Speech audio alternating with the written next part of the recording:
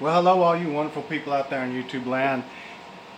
Welcome to the Texas Special YouTube channel, and I am really excited about this review. So, here we have this mysterious black and orange box of happiness. And I am very familiar with MTH trains. Of course, for me it's been their O-gauge models. I don't have a whole lot of experience with MTH HO scale. I have ran this thing on the railroad a few times prior to this review, so I can tell you that this locomotive is everything that I would expect out of MTH were this an O-gauge locomotive. Excuse me. So, let's get into it.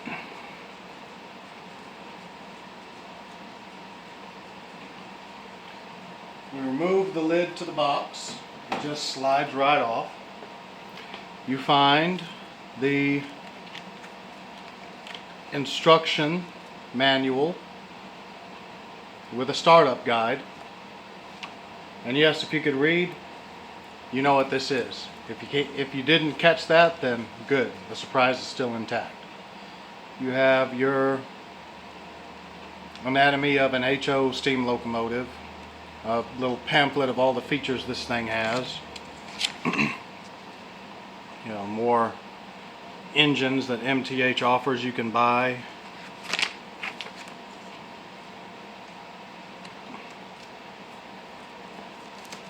Your propaganda packet, you know, DCS information, which I have DCS. I have a DCS system, but it is hooked up to my O-gauge layout, and I'm not unhooking it to test this locomotive. So there's that. Warranty registration for the 1-year limited warranty. And now that the propaganda and paperwork is out of the way, let's crack the top on this and see what we got. Oh, well darn, that's frustrating. As you can see, we have some more unpackaging to do. Now, I already knew about this, so I'm really having fun with this whole mystery concept. So I'm not going to unwrap these on camera because I know if I try, something's going to go wrong. This is not my locomotive, and I'll be damned if I'm responsible for any damage. So I'm going to readjust the camera back on the railroad and get this guy out of the packaging and on the track.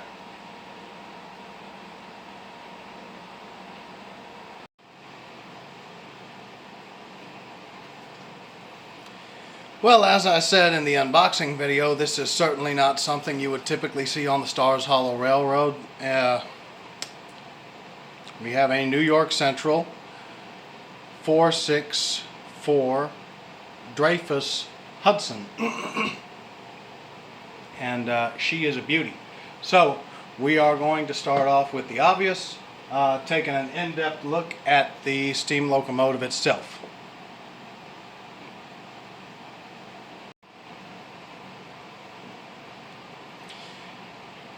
Alright, so the first thing that catches my eye on this thing is the separately applied details.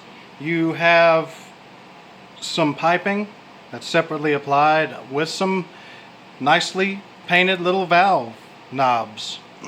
Excuse me. You have the line coming from the smoke box to the reverser. You have the appropriate piping and valve gear, as well as chemically darkened side rods. And you have these gorgeous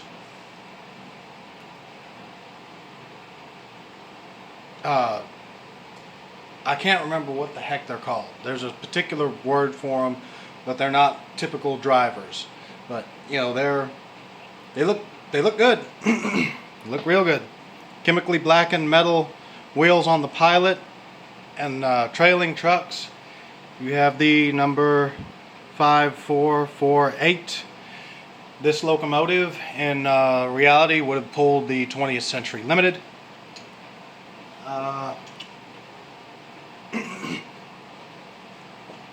And you have this separately applied freestanding handrail that goes all the way down from the front of the cab all the way down to the pilot. Looking at the head end of this locomotive, you see this gorgeous, clean, streamlined face. You know, there's none of the normal apparatus that you see on a steam locomotive. Now, on the real thing, it was all there. The only thing that differentiated this Hudson from a typical New York Central Hudson was literally the face. That's it. This engine, underneath all this streamlining and Art Deco styling, the prototype was just a typical 464 Hudson wearing a real nice dress. You have this really nice little New York Central system logo here. You have these little steps kind of cast into the pilot of the locomotive, and you have the stairs for the walkway from the pilot. And this metal trim piece goes from the what would be the bottom of the boiler to the smokestack with a little metal ring around the headlight is a real nice touch. Looking at the rear of the locomotive, you see the drawbar, 2 holes on the drawbar.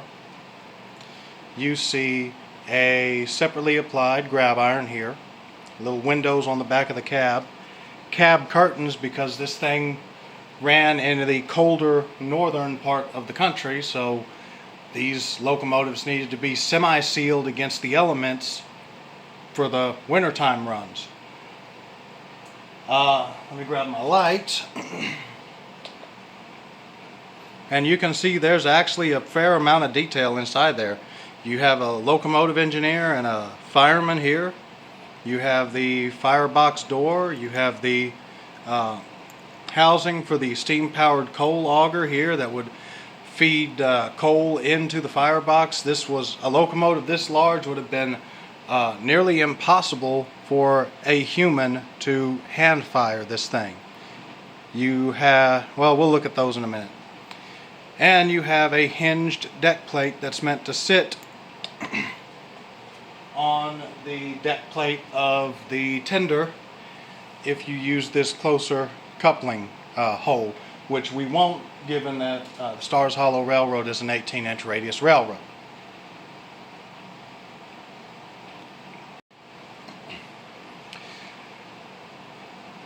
Looking along the top of the locomotive, you see there are little hatches on the roof, little ventilation hatches.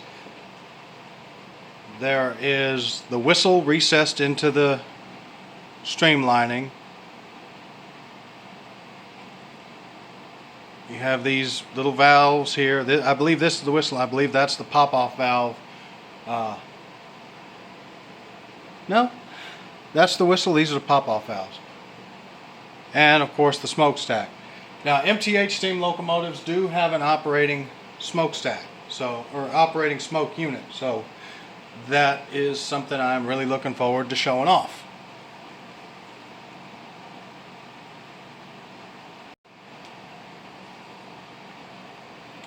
Okay, now here's the other half of the equation, and it is every bit as detailed as the locomotive is.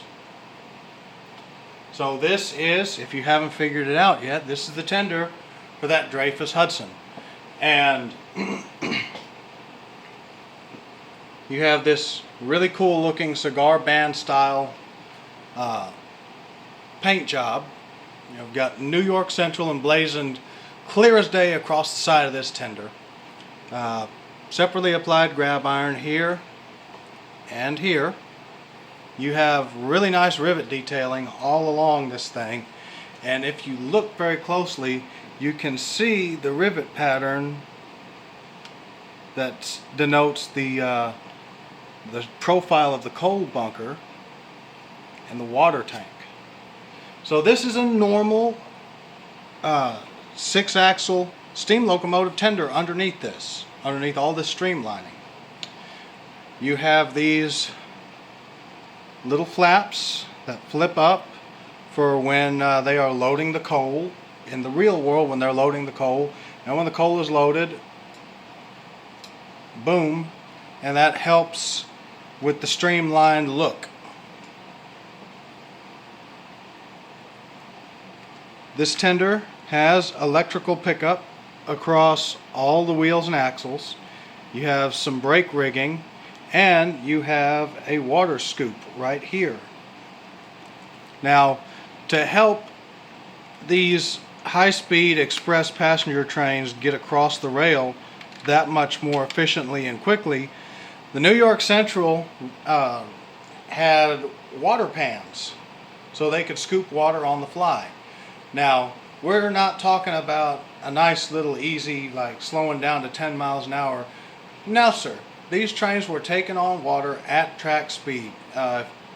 Anyone that has ever seen photographs or old footage of these steam locomotives taking on water on the fly, and it wasn't just their passenger trains that would do it, their freight trains would do it as well. So it is a big, huge spray. It is a very powerful image and is very impressive. So moving on, underneath, or on the top of the steam locomotive, you have the water hatch for conventional filling of the water tank, and that actually pops off. So we pop that off, and that reveals a little volume control knob and a smoke switch. So on and off smoke switch for the smoke unit.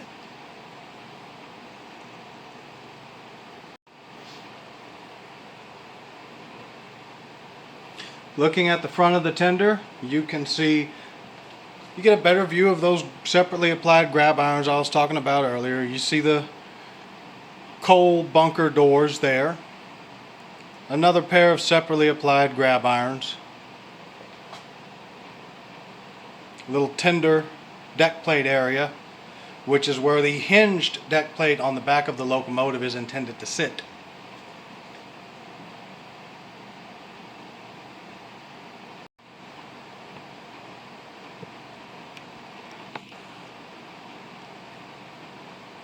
Now here on the rear of the tender, you see a body mounted coupler. It's held in place with a screw, similar to like an lifelike Proto 1000 locomotive. You have a separately applied ladder in here. You have some warning information, and you have an extended, almost kind of like a cushion drawbar type situation. But really all it is they extended out the drawbar and the center sill of the frame to extend out past, just past the streamlining that overhangs the rear of the tender. And you do have the 5448 on the tender as well. You have a directional operating headlight right there.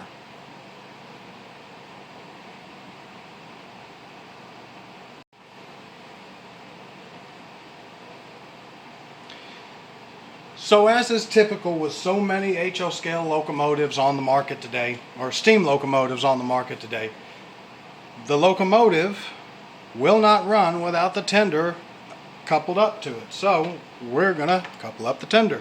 You have this little drawbar pin right there in front of the lead truck. And as you can see, it has some copper on it. It's meant to carry an electric current through it, and that is how the locomotive and the tender speak to one another, electrically speaking. So you take the locomotive drawbar and just slide it. Slide that little drawbar pin through the hole in the drawbar on the locomotive.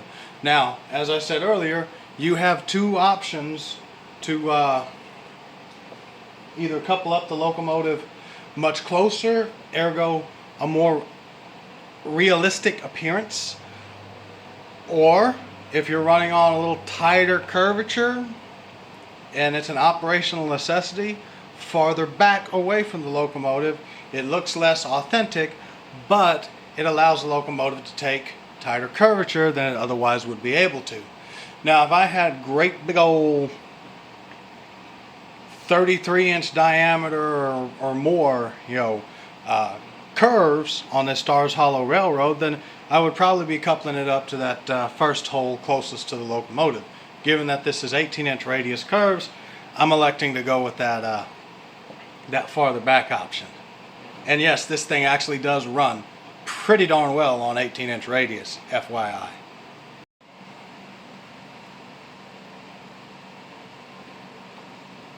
Okay, so we have the steam locomotive and the tender coupled up together. Everything is on the track as intended. The Digitrack Zephyr is hot, so we're gonna wake this thing up. The first thing we got to do is plug in the locomotive address, obviously, in the DCC system. Now, the gentleman that owns this has not programmed it, the decoder, to this road number. Given this is not my locomotive and he did not request me to do so, we're going to run with the default address, which, if you're new to the hobby, generally is going to be 3. So you hit loco on your DCC system, punch in the 3 address, select the loco function button one more time to lock that address in, and then to wake this guy up, you hit option 3, or function 3.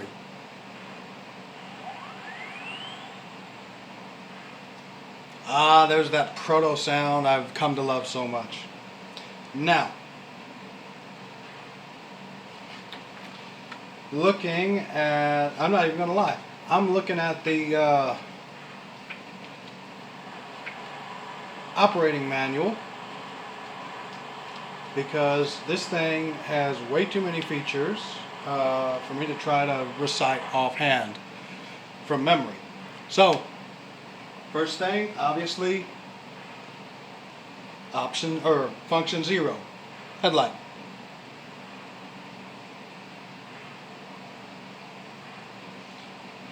Function 1.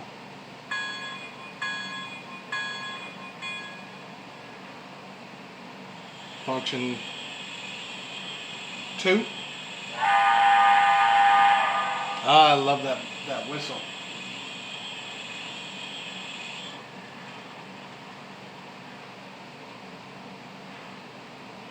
Function 4 is the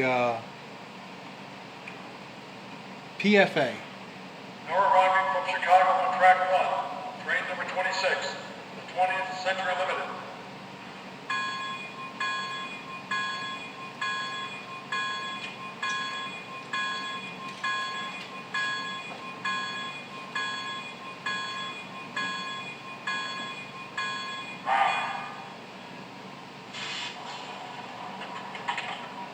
That's a Toledo.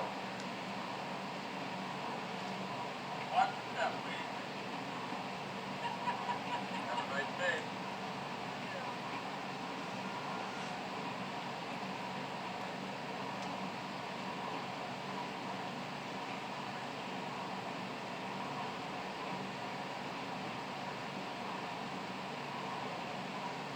Welcome aboard. Ticket and passengers only. Let me help you with your baggage.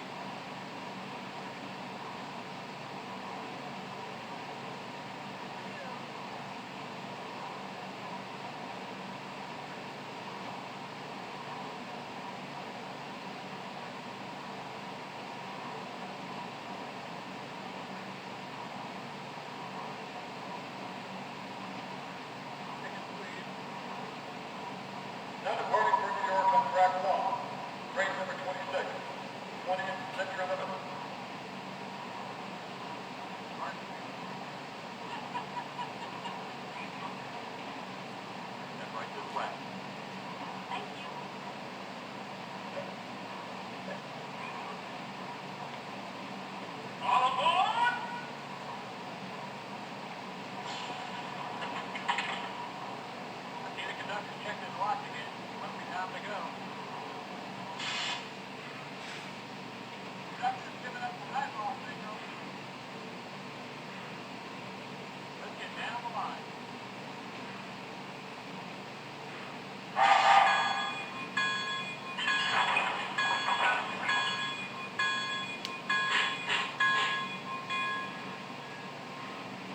So option 6 is mute.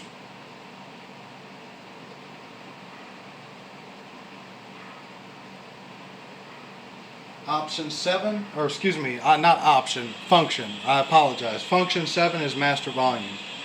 This command cycles through 9 volume settings from off to max. Now this, I believe, is the max setting. So it's a little quieter than I personally would like, but not my locomotive.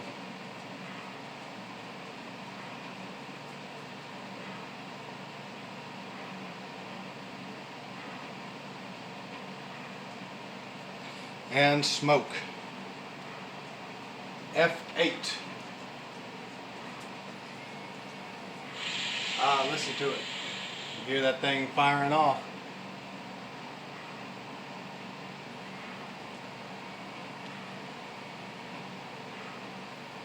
So when this thing takes off again, it'll have smoke. And I put smoke fluid in there. So, there it is. F0 is headlight. F5 is the interior cab lighting. And also the light that shines down on the drivers.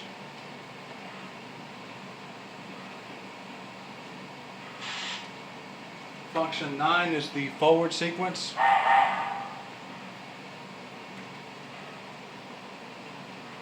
Function 10 is the reverse sequence. Function 11, coupler sound.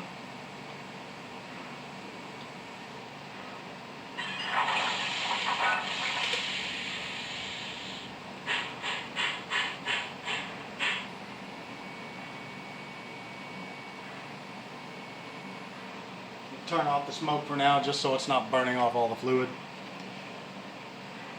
Function 12, grade crossing whistle.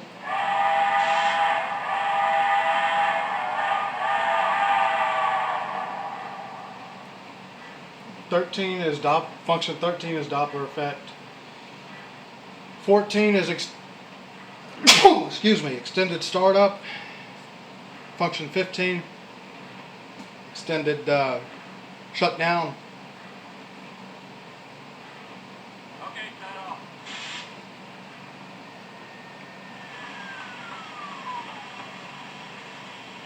I'm going down now. Clear? Clear.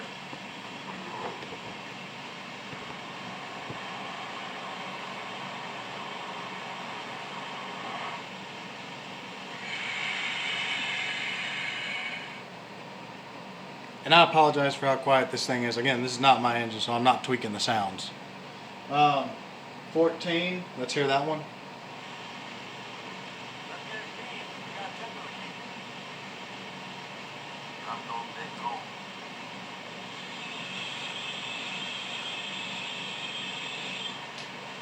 Grab a towel and put up at home.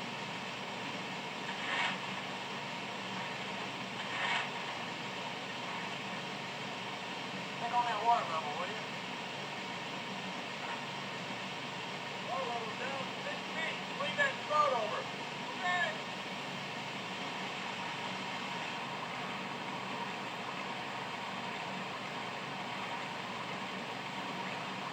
That'll do it. Thank you. Jump up this drive rod, will you?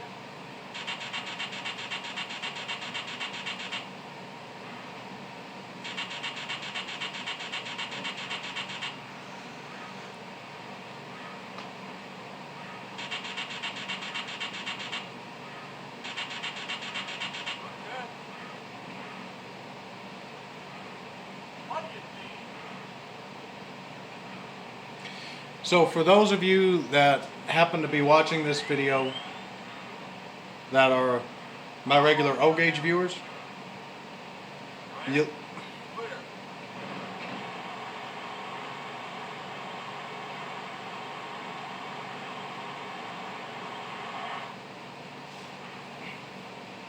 you'll notice that extended startup sound is the exact same as my MTH 060 Alaska Railroad switcher. We've got Function 16 is labored chuff. Function 18 is drift chuff. Or excuse me, 17 is drift chuff. 18 is smoke volume. It cycles through minimum, medium, and maximum output levels. Function 19 is a whistle toot. Function 20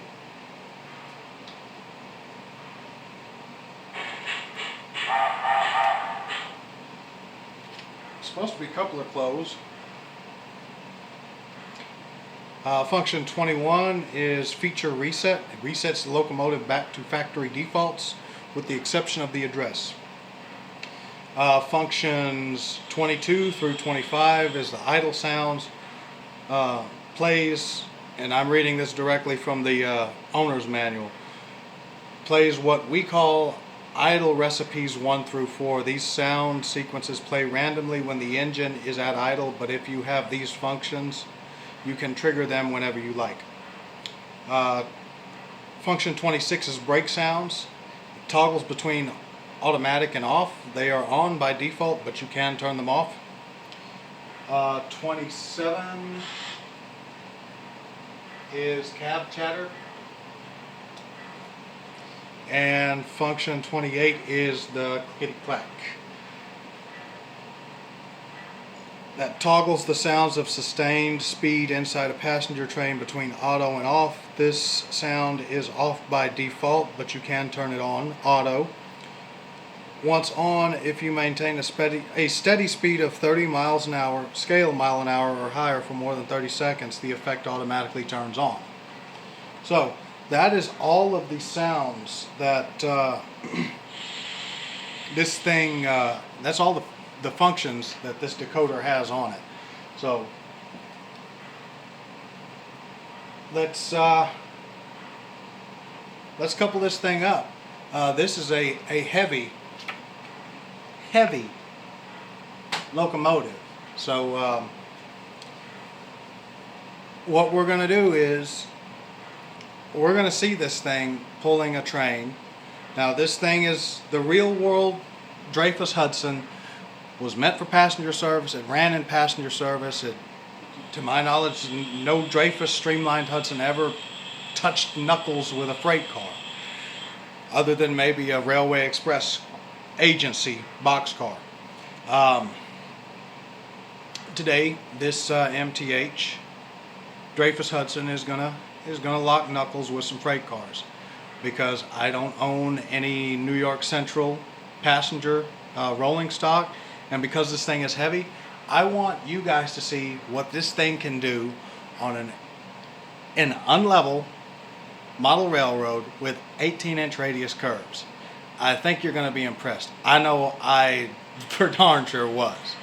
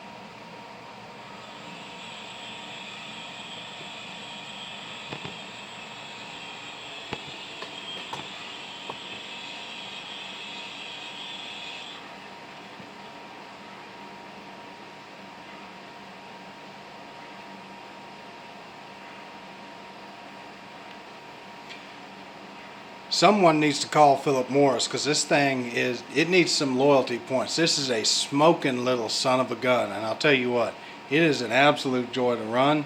And I'm definitely going to be looking into some MTH locomotives in Southern Pacific or Union Pacific.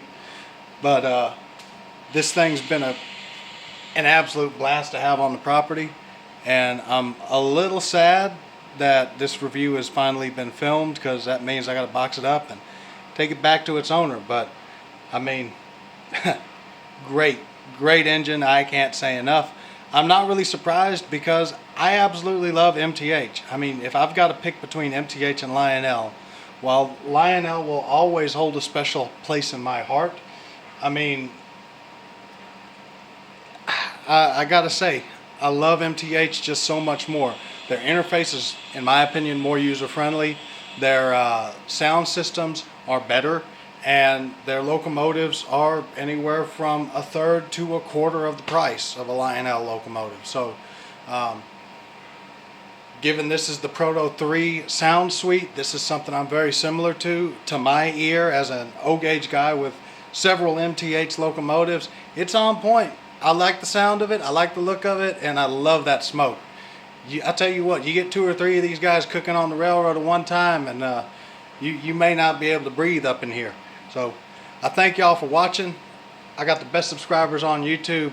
I appreciate the love and support y'all show the channel. Hope you found it entertaining. Texas Special, out.